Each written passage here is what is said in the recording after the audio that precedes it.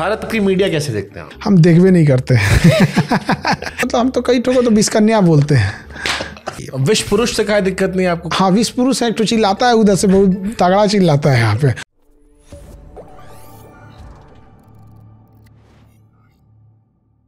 भारत की मीडिया कैसे देखते हैं आप? हम देखबे नहीं करते क्योंकि इनसे अगर हम नाम नहीं लेंगे, लेकिन बहुत सारे एंकरों का जिक्र कर देते हैं प्यार से। तो एंकर लोग का जिक्र कर देते हैं अलग बात, बट ये लोग क्या चला देंगे कुछ समझ में नहीं आ रहा है। ना देखिए, एंकर लोगों को पसंद करते हैं आप? नहीं, एंकर लोगों को तो हम यही कहते हैं कि मतलब हम तो कई ठोको तो बिस्कन्या बोलते हैं। देखिए, हम वही चीज हो गया। नमस्कार, आज देखते हैं हम आज आपके देश में हम कितनी आग लगा सकते हैं। देखिए जहाँ पे दूगो बकलोल को बैठा देगा सब, दूगो मुर्गा कैसे लड़ा जाता है। हाँ चलो लड़ लड़ लड़ लड़। अरे भाई, ये कोई इंटेलेक्चुअल इंसान लाओ ना। कौन गधों को पकड़ के लाए हो? मतलब गधा को उठा के लाए। इंटेलेक्चुअल आदमी सुनेगा कौन? वही आप वाली बात कि जब तक वो चाची नमस्ते नहीं आएगा। बस वही बात हो गई यहाँ पे। इंटेलेक्चुअल को लेके आए सब, ऐसे इंसान से इकोनॉमी पे डिस्कस कर रहे थे सब, जिसको मतलब होलसेल प्राइस इंडेक्स और कंज्यूमर प्राइस इंडेक्स में अंतर ही नहीं पता है, और वो बैठ के इकोनॉमी समझा रहे हैं सब। और क्या मतलब मन करता टीवी फोड़ दे। चल रहा है तो चल रहा है। तो भारत की मीडिया में अगर कुछ बेहतर करना हो, अब देखो आप हर मंत्र के जादूगर, तो आपसे जो समस्या कहेगा उससे समाधान पूछा जाएगा। तो भारत की मीडिया में क्या ऐसा बेहतर किया जाए जो मीडिया वापस विश्वास ला सके? हो सकता है कुछ लोग फिर से मीडिया में जाने वाले हों, तो वो सुधारों को अपना दें। देखिए, एक तो 24 घंटा ये न्यूज चलता है, इसको रोकना चाहिए। आप 24 घंटा कहाँ से न्यूज लाएंगे? फिर वही घसियापटा घसीटेंगे। एक सुबह दोपहर शाम का 3 स्लॉट बना दीजिए। जहाँ पॉडकास्ट दिए वहीं से खबर चलाते रहते हैं पूरे दिन। तो खैर, तो 24 घंटा अलाउ है तो चल रहा है। फिक्स होना चाहिए कि इतने टाइम पे न्यूज आएगा। बीच में अगर कोई ऐसी घटना हो गई जो देश के लिए जरूरी है, जैसे अभी पहलगाम जैसी घटना हो गई, या कोई स्पेशल सूचना देनी है, तो आ जाए यहाँ पे। बाकी बचे टाइम पे आप स्किल ही सिखा दीजिए। किचन गार्डनिंग सिखा दीजिए, टेरेस गार्डनिंग सिखा दीजिए। उसका एक कोई लेक्चर लेने आएगा, वो समझाने लगेगा। जैसे फिजियोथेरेपी, किसी के घर में कोई बूढ़ा है, स्पाइन में दर्द है, किसको माइग्रेन में दर्द है, तो कैसे दबाया जाता है को पता नहीं। माथा लेके आओ, को लोटा ऐसा दबा रहा है। भैया, माइग्रेन के दर्द वाले को किधर से दबाया जाता है कुछ पता नहीं है। बस देह में दर्द है तो दाब दे, वो को ये बुझा रहा है चाप दे, इसको सब सही हो जाए। यहाँ पे किस बीमारी में कौन सा, जैसे अब किसी को किडनी फेल है या किडनी का प्रॉब्लम है, और उसको दबा के उसको प्रोटीन दे रहे हैं सब। भैया, उसका क्रिएटिनिन बढ़ा हुआ है, उसको प्रोटीन नहीं चाहिए। तो जो बीच का टाइम है वो हम लोग घरों को चीजों में यूटिलाइज जानकारी के, जैसे पहले होता था, किसानों के प्रोग्राम आते थे, वो आते थे ये। और दूसरा क्या है ना, कि सरकार के पास एक बहुत बड़ा हथकंडा होता है एडवर्टाइजमेंट देने का, कि आप हमारे खिलाफ चैनल चलाएंगे तो हम आपको एडवर्टाइजमेंट ही नहीं देंगे। और एडवर्टाइजमेंट ही मेन कमाई का जरिया हो गया है। वो तो वही टीवी चैनल का तो मेन वही है यहाँ पे। तो एक इसका रेगुलेशन होना चाहिए कि गवर्नमेंट अगर एडवर्टाइजमेंट दे रही है तो सबको दे। और इसको रेगुलेट कौन करेगा? गवर्नमेंट। यही सबसे बड़ा नस होता है। और आम पब्लिक को ये समझ में नहीं आता है कि ये वाली जो न्यूज पे बैठी बिस्कन्या है, नमस्कार आज हम आपको दिखाते हैं बाल सीधा करते हुए, और जो टेलीप्रॉम्प्टर पे पढ़ रही होती है कैमरा के पीछे, तो लोगों को लगता है धधरा के बोल रही है, एक के बाद एक खबरों में आपका स्वागत है। सबसे पहले हम देखते हैं आज कहाँ पुल गिर गया, ये गिर गया, वो सब। तो ये लोगों को नहीं समझ में आता। इसकी मजबूरी है, इसका मालिक का पेमेंट रुक जाएगा तो बोलेगा, वो करेगी। तो एक ये जरूरी होना चाहिए। विश्व पुरुष से क्या दिक्कत नहीं है आपको? खाली विश्व कन्या आपको दिक्कत है? बहुत सारा विश्व पुरुष भी होंगे। हाँ, विश्व पुरुष एक तो चिल्लाता है, उधर से बहुत तगड़ा चिल्लाता है यहाँ पे।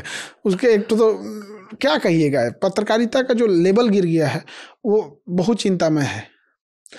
मतलब हमको नहीं समझ में आता कि पत्रकार सब 2 राजनीतिक पार्टियों को लड़वाता है सब।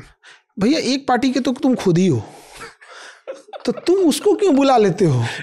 और हमको ताज्जुब ये होता है कि जो विपक्ष में आया है वो बोलता नहीं कि मैम आप पत्रकार महोदय या पत्रकार महोदया, आप स्वयं हैं, तो इस पार्टी से आपने क्यों बुला रखा है? आप पत्रकार, आप किसी पत्रकार का नाम बताइए, हम बताएंगे किस ओर से है। चलो, ये तो सबको पता है। हाँ, ये बताइए कौन सा पत्रकार आपको पसंद है? चलो एक नाम बताओ। आप अपना सवाल हमारे ऊपर फेंक दिए। आज हम इधर बैठे ना, आप कोचिंग सेंटर में किधर पूछेगा, हमारा देखिएगा। हम दोनों बजाते हैं, इतना बजाते हैं कि लोग पीछे कमेंट सेक्शन में भर जाते हैं, लेकिन ठीक है। खैर, अब किसी का एक बहुत सारे कोई जर्नलिस्ट आपको पसंद है तो नापसंद वाला बात, कोई पसंद है? बहुत सारे जर्नलिस्ट पसंद है, बट क्या है ना कि लोगों को एक नहीं होता है कि खुद से धारणा बनने लगती है एक चीज़ों में। और एक चीज़ हम देख रहे हैं ना पत्रकारिता में, आप एक और उंगली नहीं उठा सकते।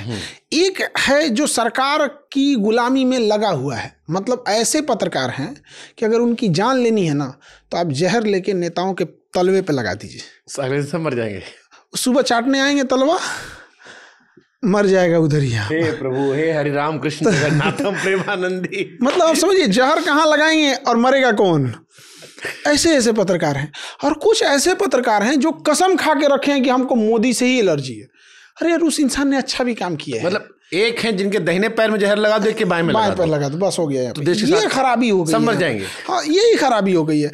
ऐसा नहीं है कि मोदी ने सब कुछ खराब किया है, कुछ चीज़ों को बहुत बेहतर की, कनेक्टिविटी हो गई या फिर इंफ्रास्ट्रक्चर पे काम करना हो गया, बहुत सारी चीज़ों पे वर्क किए हैं। कुछ चीज़ें पे काम ही नहीं किए, एजुकेशन जैसे एजुकेशन में कुछ करवे नहीं किए हैं।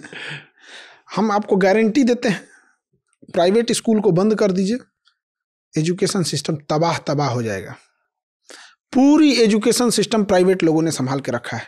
चाहे वो नर्सरी का, आप अपने गांव का बात बताइए, आपके जिला का अगर कोई 10 अच्छे स्कूल बताइए जिसमें एक भी सरकारी आता हो, नहीं होगा फिर, और वो भी ईसाइयों ने। तो इंडिया का एजुकेशन सिस्टम ईसाइयों के कंधे पे, और ये कितनी दुर्भाग्य की बात है।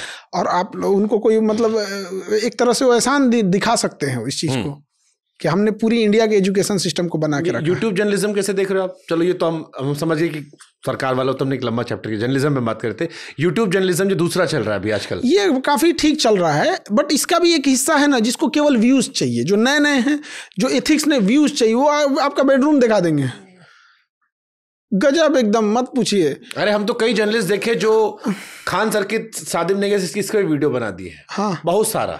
अब देखिए, अब हम तो इसमें गए ना, मतलब परेशान हो गए हम लोग। इसमें क्या नाम है, कहीं पे चले गए, कुछ भी सवाल पूछ दीजिए। अरे भाई, आप मतलब हम एक जगह से निकल रहे थे तो एक मोहतरमा थी, सीधे माइक घुसा दिए, अमित सिंह से खान सर कैसे बने। हम कह रहे भाई साहब, तुम्हारा सवाल कुछ से कुछ पूछ दोगी। हाँ, हमको कई वो आधा अमित सिंह समझता है, कई तो खान सर समझ रहा है। देखो, इधर हम घुसेंगे नहीं इस नाम वाम के चक्कर में। नाम में क्या रखा है, इतिहास भूगोल ने बहुत कुछ रखा है, उधर इतिहास भूगोल पे आते हैं। नाम तो दुनिया देखे से होंगे।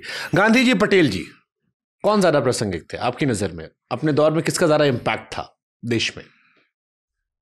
हथौड़ी अच्छा की पिलास? जियो दोनों का अलग अलग काम। फिर दोनों का अलग अलग काम था। जिसका ज्यादा इम्पैक्ट रहा देश पे, उस पर तुम कर सकते ना कि पिलास ज्यादा काम आया। स्वयं सरदार पटेल गांधी जी को अपना मतलब समझिए कि सरदार पटेल जो थे, जब वो बारदोली सत्याग्रह कर रहे थे और वहाँ की महिलाओं, नहीं, बट सरदार का में इम्पैक्ट आज़ादी के जो लास्ट के फेज थे, जब वो रियासतों को जोड़ा गया, उसके पहले Sardar Patel one of the freedom fighter थे जो महान थे। बट जो इम्पैक्ट उनका रहा वो रियासतों को जोड़ने में, बहुत अच्छा, उसके कॉन्टेक्स्ट में, और उस कॉन्टेक्स्ट पूछ रहा हूं मैं। सरदार पटेल ने बहुत अच्छे से रियासतों को जोड़ा था। लेकिन हम आज भी हम कहते हैं कि सरदार पटेल को उस समय ये प्रस्ताव पास कर देना चाहिए था कि वो विभाजन की तत्काल परिस्थितियों को एक्सेप्ट नहीं कर रहे हैं। लेके आ सकते थे संसद में, क्योंकि जैसे देखिए 370 हटाने का कौन लाए थे? गृह मंत्री लाए थे, अमित शाह लाए थे। एक प्रस्ताव लाके अगर बस ओपन छोड़ देते ना कि 2 साल बाद जनरल बूचर चला गया था और 2 साल बाद जिन्ना मर चुका था। लोग मानते ना कि हमारे तो बहुत टाइम तक सरकार अंग्रेजी चला रहे थे लंदन से बैठ के, कुछ समय तक तो पटेल साहब थे ना यहाँ। तो दोनों में हम आप कैसे अलग कर सकते हैं? दोनों ही महान थे। आप एक तुलना भी शायद गांधी गलत से, नेहरू के साथ फिर भी बात, गांधी से साथ अच्छा नहीं है। नेहरू पटेल में चलो बता दो मुझे, नेहरू पटेल में ज्यादा इम्पैक्ट किसका? देखिए, अगर नेहरू जी के पास लेगेसी नहीं रहती मोतीलाल नेहरू की, तो सरदार पटेल उन्हें पीछे कर देते हैं। गलत हुआ सरदार पटेल साहब। वो जो 1935 में इलेक्शन हुआ था जिसमें वो जीते थे, गांधी जी ने कहा, उसको देखने का बड़ा नजरिया अलग अलग है। वो तो बिना मतलब की चीज है। 1935 कहाँ है उस समय? चलो ठीक, हम वहां से भी आगे वहां से बढ़ते। मैंने ओशो के भाई साहब का पॉडकास्ट किया। ओशो का एक बड़ा फेमस कोट है कि गांधी जी की सादगी के चक्कर में बड़ा खर्चा हुआ।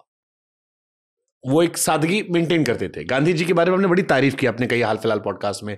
How you see Gandhi ji, दोनों नजरिए से। एक उनका इम्पैक्ट, जो आपने बंगाल वाली बात की कि दिल्ली में दंगा हो रहा था, वो बंगाल में बैठ के भारत को जोड़ने की कोशिश कर रहे थे, जो उनकी महानता की बहुत बड़ी पराकाष्ठा है, जिसके लिए हम सबको उनका सम्मान करना चाहिए। और एक जो उनके बारे में चर्चा होती है आज के दौर में कि उनकी सादगी मेंटेन करने में बड़ा खर्चा होता था। एक पहनना है, साथ बकरी जाएगी और एक डब्बा पूरा बुक होगा। ओशो का एक बड़ा बयान फेमस वायरल होता है। तो ये दोनों कैसे देखते हो आप ओवरऑल? देखिए, गांधी जी के में किसी भी इंसान के अंदर कोई कमियां हैं तो उसको उस कमी के हिसाब से कहिए। अब किसी के पैर से नहीं चल पा रहा है तो उसको अंधा नहीं ना कहिएगा। सही बात है। तो जो अब कहते हैं विभाजन गांधी ने किया, हाँ ये बहुत चलता है, गांधी जी ने ये क्या तरीका है? पाकिस्तान पे थोड़ा सॉफ्ट थे, वो पैसे भिजवा दिए ज्यादा। वो नरम दल के थे, आप इससे ऐतराज दिखा सकते थे कि वो नरम दल के थे। भगत सिंह के टाइम जब बचाने की बात आई तो एक तो उनके ऊपर 2 आरोप बड़ा लगा देता है। एक, विभाजन इन्होंने किया। हमको पूरा हिस्ट्री पढ़ने के बाद हमको आज नहीं बुझाया कि गांधी कहाँ से चले। CR फार्मूला, चक्रवर्ती राजगोपालाचारी फार्मूला आया था और सरदार पटेल से लेकर हर लोगों की सहमति थी यहाँ पर। तो एक ये आरोप लग जाता है। दूसरा कि भगत सिंह को नहीं बचा सकते थे। हाँ। भगत सिंह को बचाने की हम बात कर रहे हैं। गांधी क्या थे? वकील।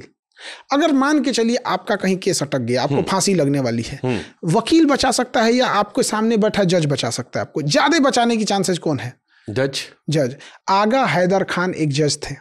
आगा हैदर खान ने लिखा है कि भगत सिंह को शक के आधार पर आप फांसी नहीं दे सकते हैं। तो उसके बावजूद जो जजेस की टीम थी, ज्यूरीज थी, भगत सिंह को फांसी दे दी। आगा हैदर खान ने अपने जज के पद को इस्तीफा दे दिया कि मैं ये इस अंधे कानून में जज बन के क्या करूंगा।